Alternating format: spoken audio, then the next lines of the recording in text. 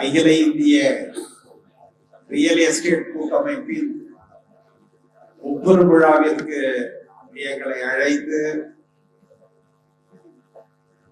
ஒரு மதிப்பளித்து உங்களோடு கலந்து உறவாட ஒரு நல்ல வாய்ப்பினை என்னுடைய நீண்ட நாள் நண்பர் திரு ஹென்றி அவர்கள் வழங்கியிருக்கிறார். எனவே அவருக்கும் அவருடைய தோழர்களுக்கும் நன்றி சொல்ல நான் கடமைப்பட்டிருக்கிறேன். அதுபோல் என்னோடு நிறைய தோழர்கள் வருகை புரிந்திருக்கிறார்கள். குறிப்பாக அருமை நண்பர் கோபண்ணா அவர்கள், அருமை நண்பர் பொன்கி அவர்கள், அருமை நண்பர் குமார் அவர்கள் மற்றும் பல தோழர்கள் இங்கே வருகை புரிந்திருக்கிறார்கள். அனைவருக்கும் என்னுடைய வாழ்த்துக்களையும் அன்பையும் தெரிவித்துக் கொள்கிறேன். இந்த நிகழ்ச்சியில் நான் கலந்து கொண்டதில் என்ன சிறப்பு என்று சொன்னால், இந்த துறையை பற்றி எனக்கு எதுவும் தெரியாது. நீங்கள் எல்லாம் வெற்றியாளர்கள். ஒரு தொழில் செய்து அந்த தொழில் மூலமாக நீங்கள் மேம்பட்டிருக்கிறீர்கள். ஒரு தொழில் செய்வது என்பது சாதாரண விஷயம் அல்ல, மிக கடுமையான விஷயம். நான் ஒரு கல்லூரி நடத்துகிறேன். கல்லூரி நடத்துவதில் எவ்வளவு சிரமங்கள் இருக்கின்றன என்பது எனக்கு தெரியும். ஆனால் அதைவிட ஒரு நிலத்தை விற்பது என்பதோ வாங்குவது என்பதோ மிக மிக சிரமமானது என்பதனை என்னால் உணர முடிகிறது. அந்த திறமை மிக்க தொழிலை நீங்கள் செய்கிறீர்கள், அதற்காக உங்களை பாராட்டுகிறேன். உலகத்தினுடைய செயல்பாடே தொழிலில் தான் இருக்கிறது. தொழில் என்றால் அதில் விவசாயமும் அடங்கும். தொழில் செய்யவில்லை என்று சொன்னால் சமூகம் மேம்படாது.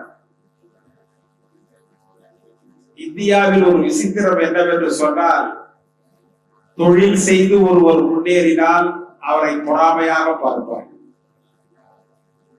எங்க ஊர்ல ஒரு தலைவர் இருக்கிறார். ஒரு நாள் அவர் மிகுந்த கவலையோடு அமர்ந்திருந்தார். அந்த வழியாக போனா அவரை பார்த்து விட்டு, என்ன ரொம்ப கவலையா உட்கார்ந்து இருக்கிறீங்களே, என்ன விஷயம்னு சொல்லி கேட்டேன். அவர் சொன்னார், வெள்ளையா சட்டை போட்டுக்கிட்டு போனா எல்லாம் முறைக்கிறாங்க அப்படின்னு சொல்லி சொன்னார். எனக்கு ஆச்சரியமா போயிட்டது, என்ன இது மாதிரி சொல்றீங்களேன்னு சொல்லி கேட்டேன். அவர் மிகவும் கீழ்நிலையிலிருந்து மேல்நிலைக்கு வந்தவர். அதனால் அந்த கிராமத்தில் என்ன நினைக்கிறார்கள் என்றால், இவ்வளவு கீழே இருந்தவன் இவ்வளவு மேல வந்துட்டானா என்கிற எண்ணம் இருக்கு. அதிலும் அவருக்கு ஒரு பெரிய கவலை என்னவென்று சொன்னால், அந்த ஊர்ல இருக்கிற ஒரு செல்வந்தர் பெயரை சொல்லி, அவர் அப்படி நினைத்தால் கூட நான் தாங்கிக் கொள்வேன், ஆனால் இந்த பொட்டி கடை வச்சிருக்கிற பாவாடை பெரும்பாலும் அவன் எப்படி வெள்ளையும் செல்லையுமா போறான் பாருன்னு சொல்லி சொல்றாரு. எனக்கு அதுதான் ரொம்ப கவலையா இருக்கு. இது அனைவருக்கும் பொருந்துகிறது. யார் ஒருவர் முன்னேறினாலும் அவரை சுற்றி இருப்பவர்கள், அவருக்கு சொந்தமாக இருக்கிறவர்கள், நெருக்கமாக இருக்கிறவர்கள், நட்பாக இருக்கிறவர்கள் ஒரு விதமாக பார்க்கிற பார்வை நம்முடைய சமூகத்தில் உண்டு. ஆனால் இப்பொழுது அது குறைந்திருக்கிறது, கொஞ்சம் குறைந்திருக்கிறது. அதற்கு முன்பு அது அதிகம். தொழில ஒரு லட்சியம் வேண்டும். பொதுவான அபிப்பிராயம் என்ன இருக்கிறது என்று சொன்னால், தொழில் செய்கிறவர்கள் எல்லாம் ஏமாற்றி பிழைக்கிறார்கள் என்கின்ற ஒரு எண்ணம் இருக்கு. எந்த தொழில் செய்தாலும் அந்த மனநிலை மாற வேண்டும். நான் 2009 இருந்து 2014 வரை நாடாளுமன்ற உறுப்பினராக இருந்தேன்.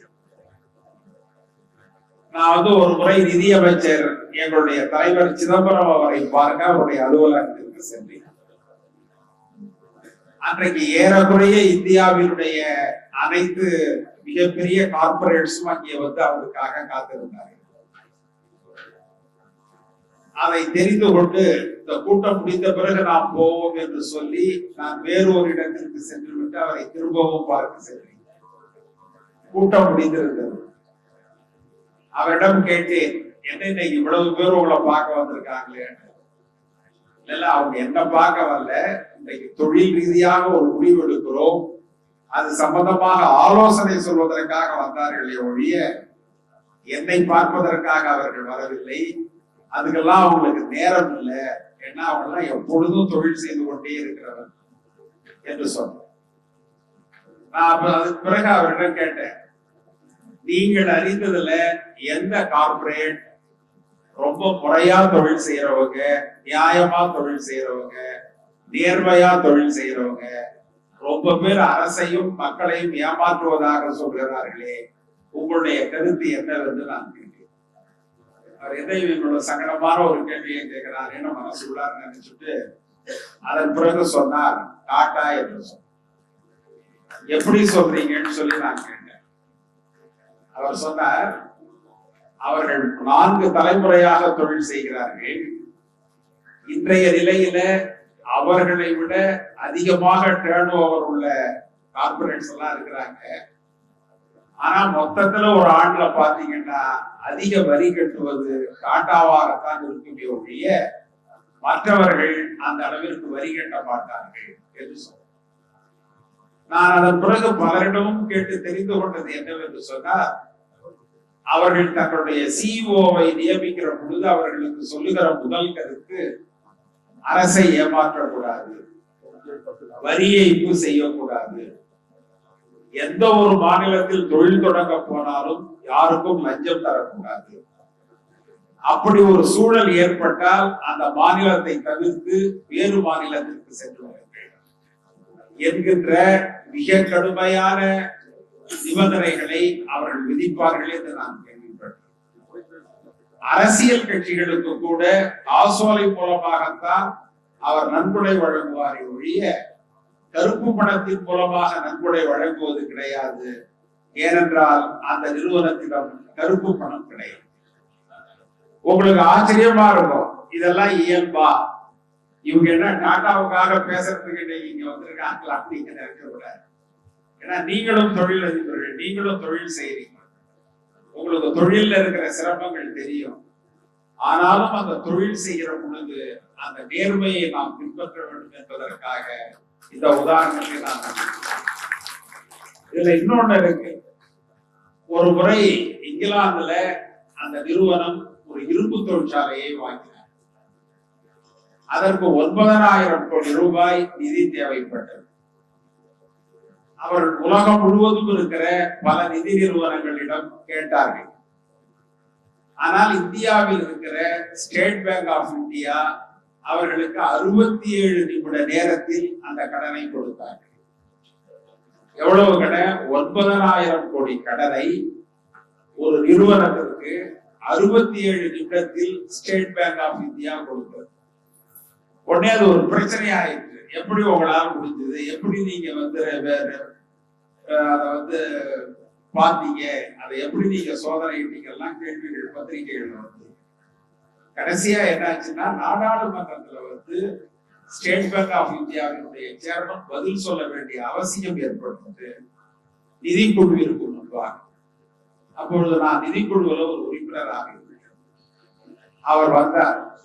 அவர் ரொம்ப சாதாரணமா பதில் சொன்னார், நான் அதை கொடுக்கலன்னா இந்தியாவில் இருக்கிற ஸ்டேட் பேங்க் ஆஃப் இந்தியா அந்த கடனை நாங்கள் கொடுக்கவில்லை என்று சொன்னார், அமெரிக்காவோ இங்கிலாந்தோ அல்லது கல்ஃப் கண்ட்ரிகளை சார்ந்த வேறு எந்த நிதி நிறுவனமோ அவர்களுக்கு கொடுத்து அந்த கஸ்டமரை அவர்கள் எடுத்துக் கொண்டிருப்பார்கள். அவ்வளவு அருமையான கஸ்டமர் அவர். அதனால நாங்க கொடுத்து அவர்கள் கைக்கு அவர் போகாமல் நம்முடைய கைக்கு கொண்டு வருவதற்காக இதை நாங்கள் செய்தோம். அதை தவிர இதுல வேற எந்த விதமான தவறும் கிடையாது. நீங்க வேணா அது சம்பந்தப்பட்ட கோப்புகளை பார்த்து கொள்ளலாம் என்று சொல்லி மிகப்பெரிய கோப்புகளை கொண்டு வந்து எங்கள் முன்பாக. நான் எதுக்காக சொல்றேன்னா, தொழில நேர்மையாக இருப்பதன் மூலம் எவ்வளவு பெரிய மதிப்பும் மரியாதையும் கிடைக்கிறது என்பதற்கு இது ஒரு சான்று. நேர்மையா இருக்கிறதுங்கிறதுனால லாபம் சம்பாதிக்காமல் இல்லை, அவர்கள் லாபம் சம்பாதிக்கிறார்கள். அதற்கு அவர்கள் ஒரு விகிதாச்சாரம் வைத்துக் கொண்டிருக்கிறார். ஒரு தொழில்ல இவ்வளவு சதவீதம் லாபம் இருந்தால் போதுமானது. மனசுக்கு நினைத்த மாதிரி எல்லாம் லாபம் வைக்கிறது இல்லை. அத மாதிரி முதலாளிகளும் இருக்கிறார்கள். நீங்க சமீபத்துல நான் ஒரு நகைச்சுவையை பார்த்தேன். 2 மிகப்பெரிய கார்பரேட்ஸ் பேசிக் கொள்கிறார்கள். என்ன நீ பெரிய விமானம் வாங்கியிருக்கியாம, நீ என்ன துபாயில பெரிய தொழில் வச்சிருக்கிறியாம அப்படின்னு சொல்லி மாறி மாறி பேசுகிறாங்க. அப்ப அதை எட்டிருந்து கேட்டுட்டு இருக்கிற ஒரு மனசுக்குள்ளார நினைச்சுக்கிறாரு, உங்களுக்கு என்னப்பா நீங்க சொந்தமா பிரதமரையே வச்சிருக்கிறீங்க, உங்களுக்கு என்ன கஷ்டம் என்று அவர் சொல்றேன். இப்படியும் சில நிறுவனங்கள் இருக்கின்றன. இது என்னன்னா, நிறுவனங்கள் தங்களுடைய லட்சியத்தை அவர்கள் முடிவு செய்து கொள்ள வேண்டும். இந்த தொழிலை நான் எவ்வாறு செய்வேன், இந்த தொழிலில் எனக்கு எவ்வளவு சதவிகிதம் லாபம் இருந்தால் போதுமானது. எதிரே இருப்பவர் ஏமாறுகிறார் என்பதற்காக லாபத்தை அதிகமாக்க கூடாது.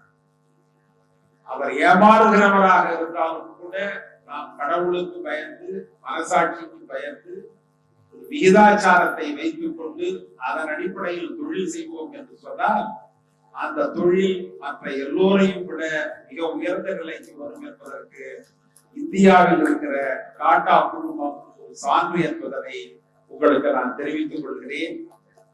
திரு ஹென்றி அவர்கள் என்னை இந்த நிகழ்ச்சிக்கு அழைத்தார். திரு குமார் அவர்களும் என்னை இந்த நிகழ்ச்சிக்கு அழைத்தார். என்ன பேச சொன்னப்ப நான் ரொம்ப தயங்கினேன். ஏன்னா அரசியலை தவிர வேறு எதுவும் எங்களுக்கு பேச தெரியாது. நீங்க ரியல் எஸ்டேட்டை பத்தி பேச சொன்னா என்ன செய்யறதுன்னு நான் ரொம்ப பயந்தேன். அதன் பிறகு மனதில் இது தோன்றியது, இதை சொல்லி இருக்கிறேன். சரியாக இருந்தால் ஏற்றுக்கொள்ளலாம், இல்லை என்றால் விமர்சனங்கள் இல்லாமல் அதை தவிர்த்து விடலாம். உங்களை எல்லாம் சந்தித்ததில் மிகவும் மகிழ்ச்சி. நன்றி, வாழ்த்து.